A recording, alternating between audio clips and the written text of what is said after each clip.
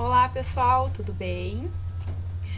Meu nome é Aline, sou responsável então pelo terceiro fórum do nosso grupo de estudos e que tem por texto base a contribuição do professor José Roque, denominada Império e Multidão como conceitos para entender a biopolítica na era da globalização, a visão de Hardt e Negri. Estou aqui com a minha companheira de estudos biopolíticos, Lady Hermione, mais conhecida como Nenê. E o Harry Potter deve estar por aí jogando quadribol ou fazendo mágica. Enfim, chega de nerdices e vamos ao que interessa. Bom, o texto do professor José Roque, então, ele é dividido em duas partes. A primeira parte, o professor trabalha a questão do império, obra do Hardt e Negri, e em um segundo momento ele vem trabalhar com o conceito de multidão. Bom, por esse fato, nós resolvemos dividir o trabalho em duas etapas, em dois fóruns. Eu fiquei responsável, então, por trabalhar com o conceito de império, e a Janine Toneto vai trabalhar com a questão da multidão.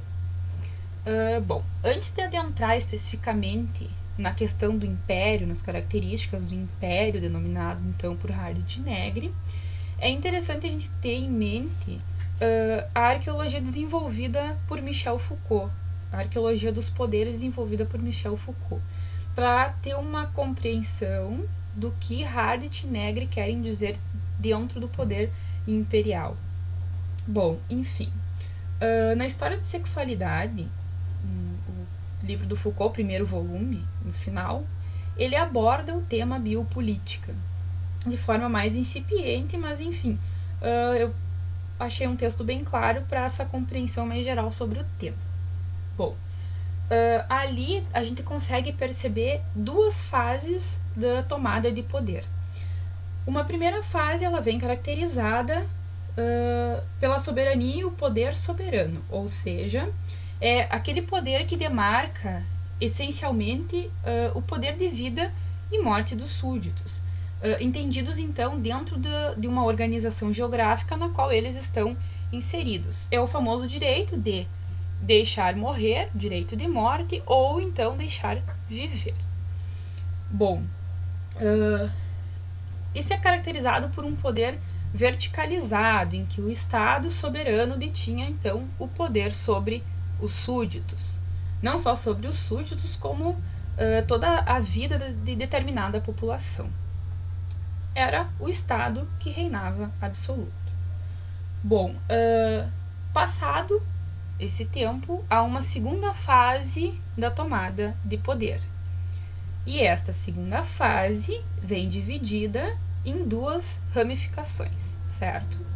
Essa segunda fase, ela começa a acontecer aí por volta do século XVII. Isso a gente encontra tanto na história da sexualidade, no texto História da Sexualidade, como também no texto Em Defesa da Sociedade, se não me engano, a última aula. Essa primeira fase, então, começa com o poder disciplinar, certo? Ali por volta do século XVII, e vai se transformando aos poucos em biopolítica. E aí é um leve contraponto entre datas do autor. Em algumas obras ele fala metade do século XVIII, em outras obras ele trabalha no final do século XVIII o surgimento da biopolítica. Enfim, não há como estabelecer um marco histórico do surgimento da biopolítica, ou seja, nasceu em março do século XVIII, lá não sei de que data. Ela surgiu de forma gradativa, certo? Então eu acho que a questão dos séculos é o que menos importa. O importante é dizer que surgiu no século XVIII, então, certo? Ambas tecnologias de poder, tanto disciplinar quanto a biopolítica, demarcam o que o próprio Foucault denominou como a era de um biopoder. Formulação presente na História da Sexualidade, no texto História da Sexualidade.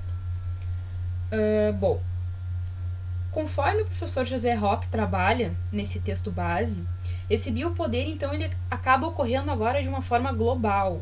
diferente das primeiras conceituações de Foucault, em que ele fala que esse poder estava estabelecido dentro do Estado, dentro de um poder verticalizado, né? E que depois, a partir da biopolítica, ele acaba surgindo de uma forma, criando subjetividades, mas ainda dentro do contexto do Estado, dentro de um contexto que demarca um território, certo? Bom, ele vai passar, então, dessa gestão técnica da vida, ou seja, ele começa, então, com uma gestão técnica da vida, agora em um nível global. No caso, o que isso significa? Bom, que esse biopoder, essa biopolítica, agora na perspectiva da globalização, o que Hardt e Negri acabam denominando de império.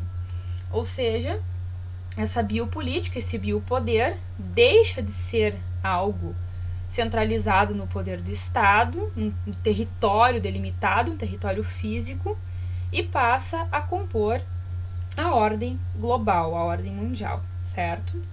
E o que eles denominam, então, de império. Bom, fiz um script aqui para mim não me perder.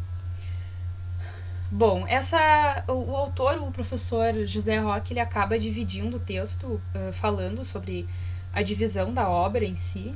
Eu acho que é desnecessário trabalhar isso aqui, porque acabaria sendo redundante, porque pode ser lido, enfim.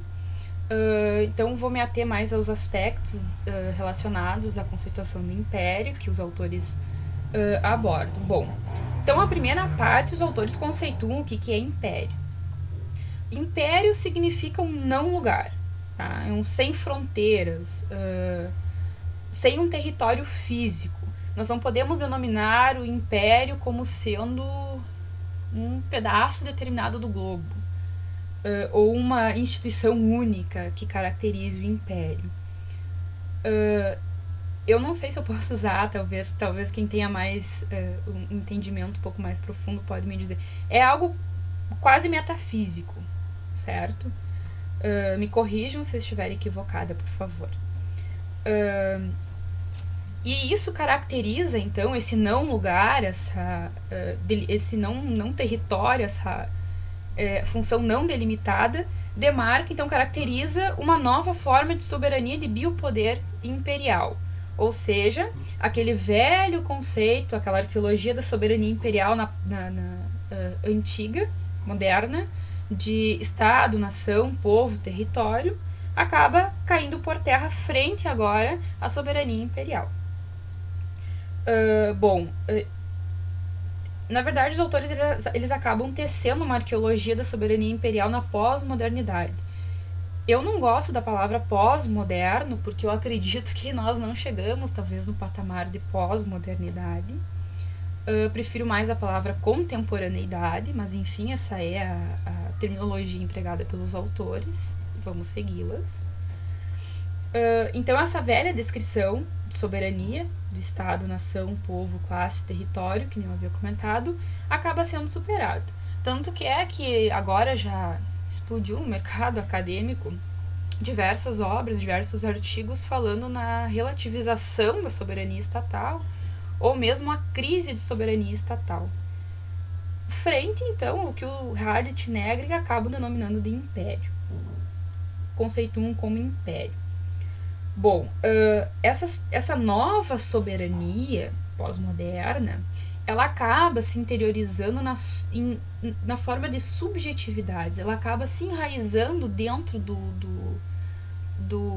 da ordem global, da comunidade, dos territórios, dos estados-nação, criando, então, subjetividades.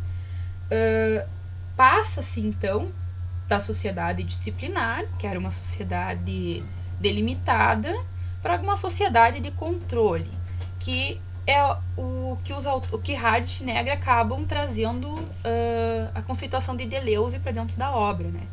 E eles mesmos afirmam que nas obras de Foucault, que a análise de Foucault ficou implícita a questão de sociedade de controle. E o que Deleuze vem aprimorando, vem trazendo uma conceituação no sentido de deixar mais claro, então, agora essa nova forma de soberania. Bom, Então esse império, ele não se baseia em um centro territorial de poder e nem em fronteiras, porque ele acaba funcionando em rede, o que demarca uma questão de descentralização e desterritorialização. Ou seja, o funcionamento em rede pode funcionar em qualquer lugar do globo, não necessariamente em um polo determinado, em um território determinado, como acontece com o Estado-nação, certo? E ele também não tem fronteiras temporais, esse império do Hardtnegre. Ou seja, ele pode se apresentar como promotor da paz perpétua, intervir em vários lugares do globo, tendo como, a partir de um poder policial, tendo como referência, como base, a defesa da paz, ao serviço da paz, enfim, defesa da humanidade e dos direitos humanos, intervenções humanitárias, certo? É isso que demarca essas fronteiras não temporais.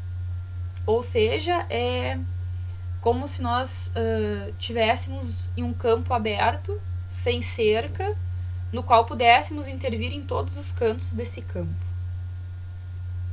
Bom,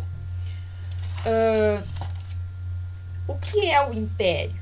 Então, a gente já viu que ele é caracterizado por um não espaço físico, por um não espaço territorial e temporal. É descentralizado e desterritorializado.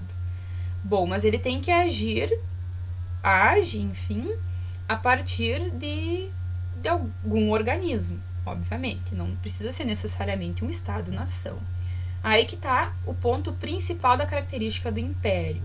Bom, hoje, segundo os autores, são as grandes corporações industriais e financeiras que não só produzem mercadorias, mas também produzem subjetividades. Essas que compõem hoje o império. Então, e essas corporações acabam trabalhando em rede, o que permite um alcance global. Bom, ele coloca que há 3 panos de fundo dessas corporações. A primeira seriam, então, superpotências globais. Cita os Estados Unidos e mais alguns grupos que compõem ali essas superpotências, tá? O segundo pano de fundo seria, então, empresas transnacionais e os estados que participam dessas. O terceiro pano de fundo estariam os estados-nação, tá? Que cooperam com os outros, que cooperam entre si e também acabam atuando em rede, em conjunto também com essas empresas e com suas superpotências globais. E junto com esse terceiro pano de fundo ainda atuam as entidades civis, religiosas, mídia e ONGs, tá? Como é que esse império age? Como é que esse império se impõe dentro dessa ordem global, desta ordem mundial? Através do monopólio da violência. Como funciona este monopólio da violência? Bom, a partir de ameaças de intervenção humanitária, quando o Estado-nação, por exemplo, não acata, ou um exemplo bem prático, não respeita os direitos humanos, pode haver uma intervenção humanitária, pressão financeira do mercado global, a influência midiática, que inclusive é um ponto bem interessante, essa questão de até que ponto a mídia consegue influenciar numa criação de subjetividade. Talvez fique aí até um ponto para a gente debater. E a princípio é interessante trabalhar nessa questão da criação dessas subjetividades, que demarcam que o Agamben e o Foucault como críticos dos direitos humanos. É um pouco radical, inclusive alguns professores meus trabalham esses autores como autores anarquistas, né, radicais, enfim, que, enfim, tem algumas críticas relacionadas à questão dos direitos humanos, justamente por causa desta intervenção biopolítica. Bom, pessoal, acho que a princípio é mais ou menos isso aí, a conceituação de império. Não sei se eu fui bem clara. Prefiro mais escrever do que falar, mas, enfim, a gente pode continuar debatendo. É bem complexa a questão, e as minhas leituras ainda são bem incipientes em relação a isso.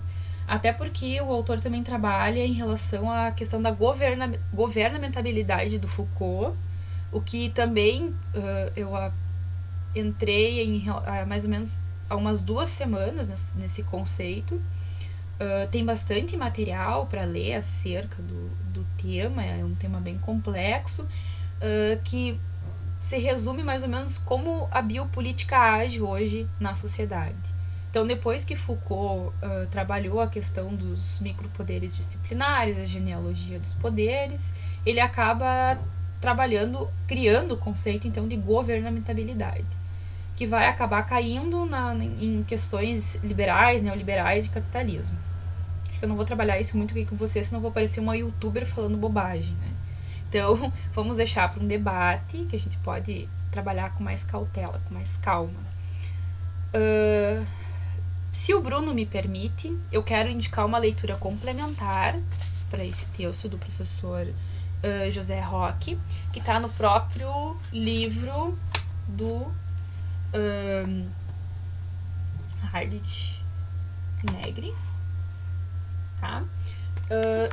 Que é a produção biopolítica.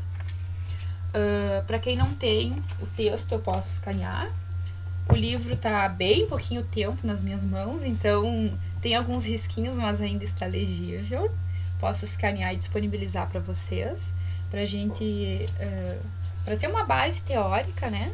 Subsídio teórico para os nossos debates desse fórum. E quero deixar também uma provocação para a gente começar a debater, que é uma pergunta, na verdade, de como essas redes de cooperação atuam hoje na sociedade global e na formação dessas subjetividades. Porque daí nós vamos poder trabalhar uma infinidade de autores, como Agamben, Giorgio Agamben, Hannah Arendt, na questão da condição humana, na origem do totalitarismo, nos regimes totalitários, enfim, a questão do homo sacer, enfim, quando tu estabelece uma perspectiva desses autores, tu consegue costurar uma linha imensa, um pano imenso de como uma coisa acaba ligando a outra, né? Por exemplo, essa questão de império eu vejo como se fosse uma grande colmeia, que inclusive Hardit e Negri também citam dentro dessa parte do texto que eu acabei indicando aqui, onde o império, então, seria a rainha que estivesse monitorando os seus operários, né? Uma analogia bem interessante. Enfim, pessoal, eu acho que é mais ou menos isso. Espero que deu para compreender de forma, mesmo que seja mais geral, assim. Eu sou melhor escrevendo do que falando, porque as ideias acabam surgindo de forma muito rápida e às vezes a gente acaba esquecendo alguma coisa, né? Também não li muito ainda acerca do tema, que as minhas pesquisas são ainda incipientes, né? Então não posso vir aqui falar com propriedade, até porque falar o que é certo, o que é errado também seria uma hipocrisia. Mas enfim, guardo o debate, aguardo indicações de outras obras também. Poderia citar aqui para lermos mais tarde Em Defesa da Sociedade do Foucault, História de Sexualidade, para termos o texto cru, vamos pôr assim, na perspectiva do próprio autor, para a gente tirar as nossas conclusões. Eu acho que seria adequado, interessante. E para mais tarde a gente poder construir então os nossos trabalhos dessa comissão, certo? Então, obrigada por me escutarem, senão eu vou ficar falando aqui a manhã toda. E um beijo no coração de cada um de vocês, tá? E eu espero pros debates. Bye, bye, né, bebê?